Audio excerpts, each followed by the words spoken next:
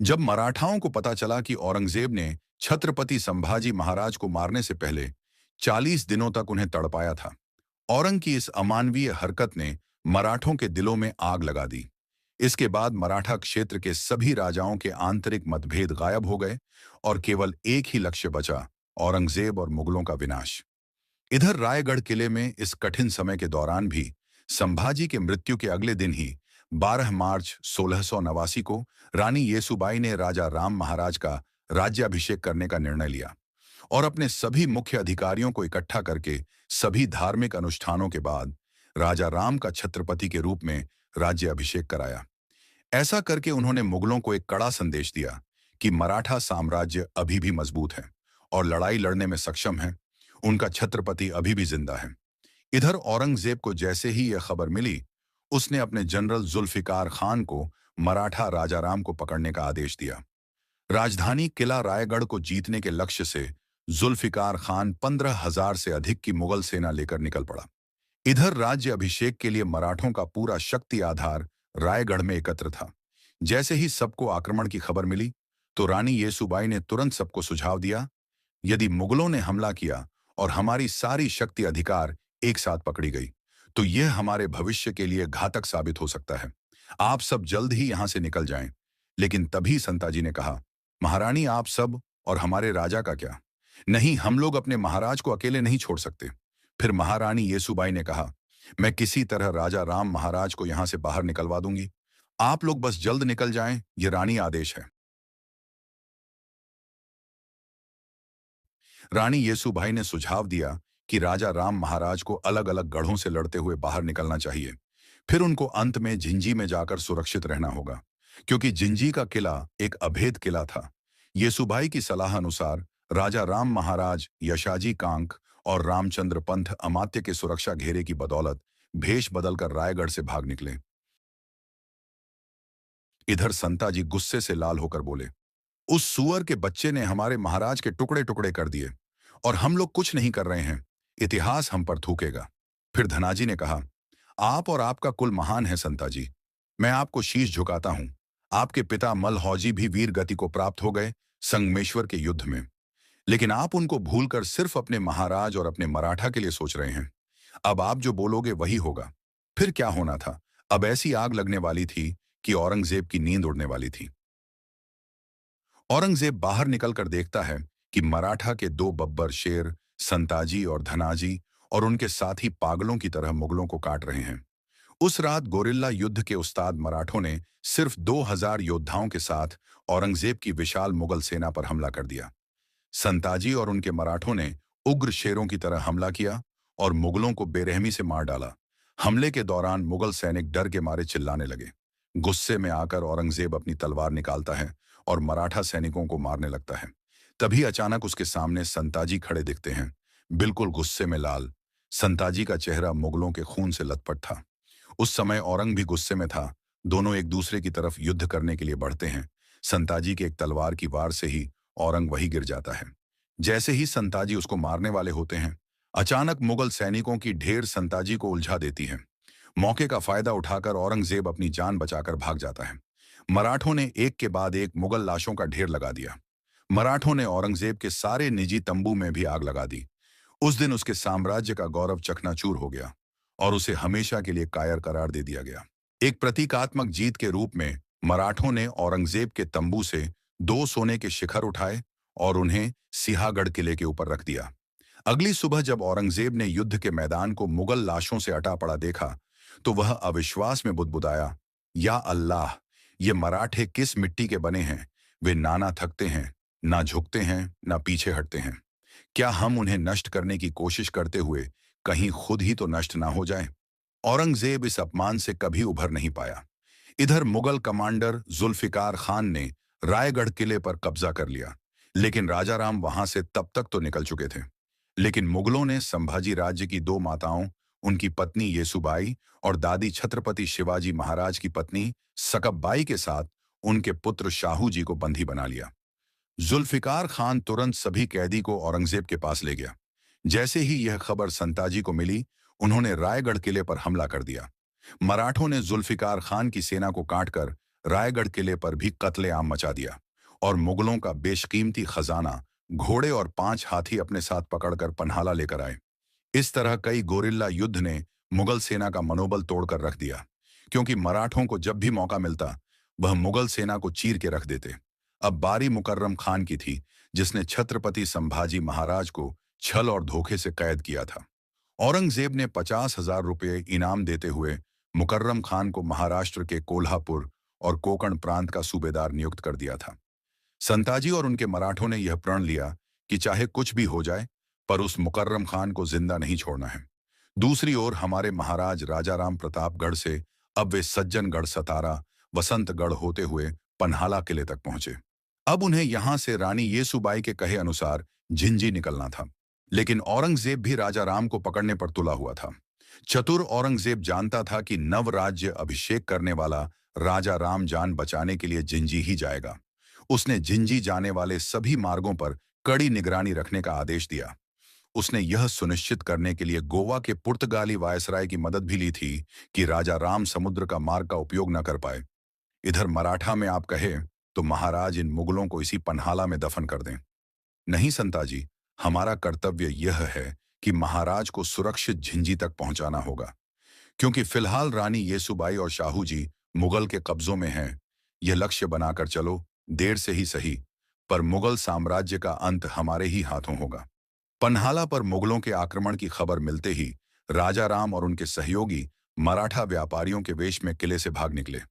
सूर्योदय तक वे लोग कृष्णा नदी के तट पर नृसिंहवाड़ी पहुंच गए।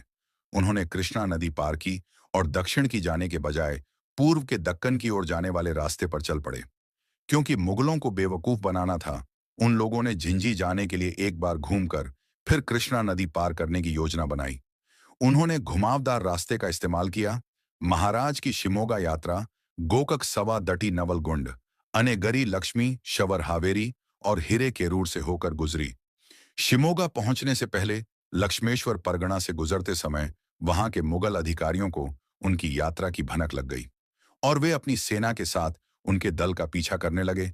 यहां उनका सामना वरदात नदी से हुआ। महाराज ने मालोजी घोरपड़े के भाइयों की मदद से इसे पार करके अपने पीछा करने वालों को चकमा दिया, लेकिन आगे बढ़ने पर उन्हें पता चला कि उनका मार्ग मुगल दुश्मन सेना ने रोक रखा है। ऐसी कठिन परिस्थिति में छत्रपति शिवाजी महाराज से प्रशिक्षित शक्तिशाली योद्धा संताजी जगताप और रूपाजी भोसले अपने राजा की रक्षा के लिए तैयार हो गए। शत्रु सेना को रोकने की जिम्मेदारी संताजी जगताप को सौंपकर राजाराम महाराज रूपाजी भोसले के साथ आगे बढ़ गए। एक सिपाही तेजी से दौड़कर आता है और कहता है, महाराज, भारी मुगल सेना हमारी ओर तेजी से बढ़ रही है। राजाराम महाराज तेजी से उठते हैं, चारों ओर देखते हैं। पास खड़े सेना नायक चिंतित हो उठते हैं। तभी घोड़ों की टाप की आवाज और तेज हो जाती है। महाराज, हमें तुरंत निकलना होगा। मुगल सेना हमें चारों तरफ से घेर रही है। इससे पहले कि मराठा सैनिक कुछ कर पाते, अब्दुल्ला खान की विशाल सेना चारों दिशाओं से हमला कर देती है। तलवारें टकराने की आवाज, घोड़ों की हिनहिनाना गूंज उठते हैं। मराठा सैनिक बहादुरी से मुकाबला करते हैं, लेकिन संख्या में कम होने के कारण कई वीर गति को प्राप्त होते हैं। अब्दुल्ला खान कहता है, राजा राम को जिंदा या मुर्दा पकड़ो, किसी भी हालत में भागने ना पाए।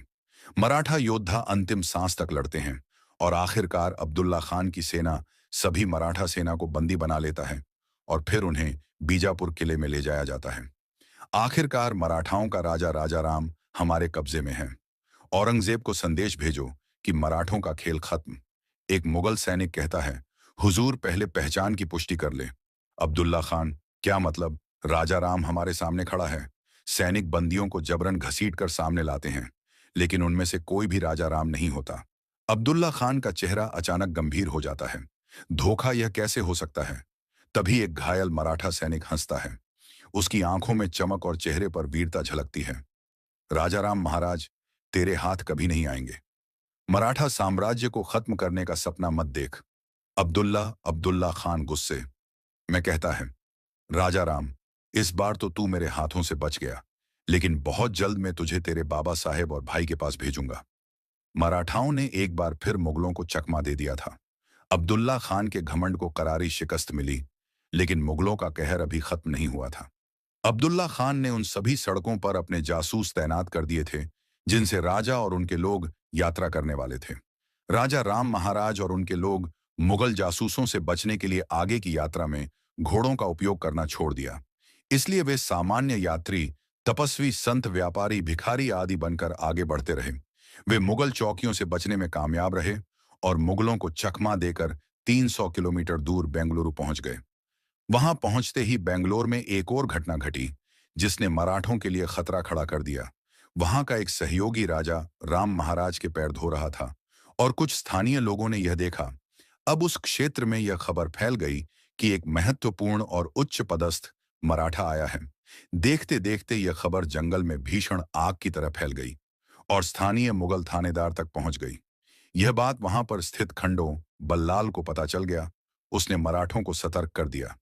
खंडो बल्लाल ने राजाराम महाराज से अनुरोध किया कि वे अपने अधिकारियों को इकट्ठा करें और दूसरे रास्तों से चले जाएं। मुगलों को भटकाने के लिए खंडो बल्लाल और कुछ अन्य लोग यहीं रुक गए। जब थानेदार पूछताछ करने आया तो उसने पाया कि महाराज वहां है ही नहीं। इसलिए उसने खंडो बल्लाल और अन्य लोगों को जंजीरों में जकड़ दिया और पूछताछ करने लगा।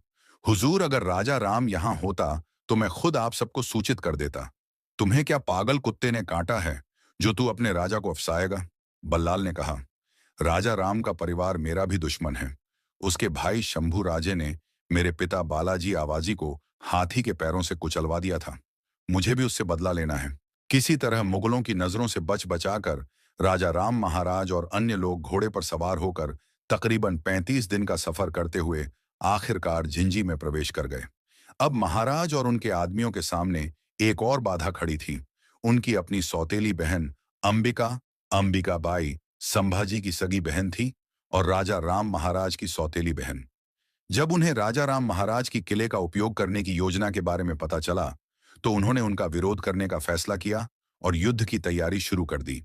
हालांकि ना तो किले के लोग और ना ही उनके सलाहकार उनके पक्ष में थे। उनके मंत्रियों ने आपसी मतभेद भुलाने को कहा ताकि उनके पिता शिवाजी का सपना न टूटे। इसीलिए अंबिकाबाई को राजाराम महाराज के लिए झिंझी किले के द्वार खोलने पड़े। आखिरकार 15 नवंबर 1689 को राजा राम महाराज अपने दल के साथ झिंझी किले में पहुंच ही गए थे। इस तरह महाराज की इस यात्रा की गाथा समाप्त हुई। तुलापुर से भागा हुआ बादशाह बीजापुर में बैठा था। औरंगजेब अपने नक्शे पर झुका हुआ था। उसके सामने तमिलनाडु का झिंझक लाल घेरे में था। वह किला जहां अब मराठा प्रतिरोध की आखिरी उम्मीद राजाराम महाराज मौजूद थे। उसकी आंखों में वही जुनून था जो कभी शिवाजी और संभाजी को ध्वस्त करते समय था। लेकिन इस बार उसका लक्ष्य सिर्फ राजा नहीं बल्कि पूरे मराठा वंश को समाप्त करना था। मुकर्रर खान को संदेश भेजो, औरंगजेब ने भारी आवाज में बोला। सुल्तान के इस पुराने और भरोसेमंद सेनापति ने औरंग के आदेश को सलाम किया। मुकर्रर खान को आदेश मिलते ही उसने एक विशाल सेना तैयार की। हजारों मुगल सैनिक के साथ वह झिंझी की ओर कूच कर गया। कोंकण से निकलते ही यह सेना बेजोड़ रफ्तार से बढ़ती गई। जंगलों, नदियों और पहाड़ियों को पार करते हुए मुकर्रर खान लगभग 800 किलोमीटर का कठिन सफर तय कर चुका था। लेकिन उसे क्या पता था कि उसका यह इंतजार हमेशा के लिए शांत होने वाला था। मुकर्रर खान की सेना जैसे ही झिंझर कुछ दिन की दूरी पर पहुंची, अचानक हवा में शंख और रणसिंघा की गूंज उठी। दूर पहाड़ियों से उठता धूल का गुब्बार देखकर मुगल सैनिक सतर्क हो गए। यह कोई और नहीं था बल्कि यह मराठों की छापामार युद्ध नीति का प्रचंड प्रहरी थे। संताजी मां भवानी ने हमारी सुन ली। शिकार खुद शिकारी बनकर यहां पहुंचे हुए हैं। तो वो तू ही है संताजी, जिसका आतंक फैला हुआ है। याद है, एक आतंक और था, शभा, वह भी बहुत उछलता था, जिसको मैंने हमेशा के लिए शांत कर दिया। वह धोखा था, वरना तुम्हारी नस्ल शंभू राजे को पकड़ना तो दूर, पैर की धूल चाटने के लायक भी नहीं है। तो आजा, आज देख लेते हैं कौन किसका तलवा चाटने लायक। दिसंबर 16,689 के अंत में मराठा सेना ने मुकर्रर खान की विशाल सेना को गाजर मूली की तरह काटकर तबाही मचा दी। भयंकर युद्ध के दौरान संताजी घोरपड़े ने व्यक्तिगत रूप से मुकर्रर खान के साथ युद्ध किया। जब मुकर्रर संताजी का सामना नहीं कर पा रहा था तो वहां से भागने लगा। संताजी ने उसका पीछा किया। मुकर्रम खान, तुझे मैं मृत्यु के घाट नहीं उतारूंगा। जिस तरीके से तुमने हमारे महाराज को 40 दिन तड़पाया था, उसी दर्द को आज तू महसूस करेगा जब बच सकता है तो बच ले। मुकर्रर खान के घाव इतने गंभीर थे कि उसके बचे हुए सैनिक उसको उपचार के लिए ले जाने लगे, लेकिन मुकर्रर खान की वही दर्दनाक मौत हो गई। मुकर्रर खान की मौत के साथ मराठों ने छत्रपति संभाजी महाराज की शहादत का बदला लिया।